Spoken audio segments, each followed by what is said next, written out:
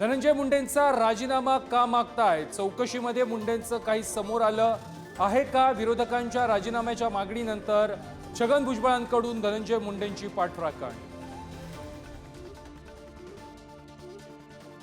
बीड संतोष देशमुख हत्या प्रकरणी सर्वपक्षीय नेत्यांनी घेतली राज्यपालांची भेट. धनंजय मुंडेंच्या राजीनाम्याची केली मागणी. एसआयटीतील अधिकारी बदलण्याची ही मागणी. संतोष देशमुख हत्या प्रकरणी एसआयटीतून तिघांना वगळलं. पोलीस अधिकारी महेश विघ्नेश आणि हवालदार मनोज वाघ यांचा समावेश. भारतात आढळले HMPVचे 2 रुग्ण.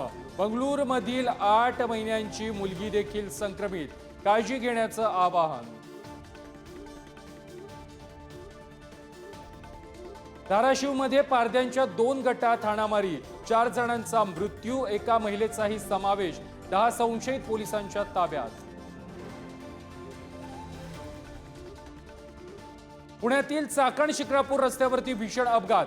ट्रकनं दुचाकीवर जाणाऱ्या वडील आणि 2 लहानग्यांना चिरडलं. तिघांचाही मृत्यू.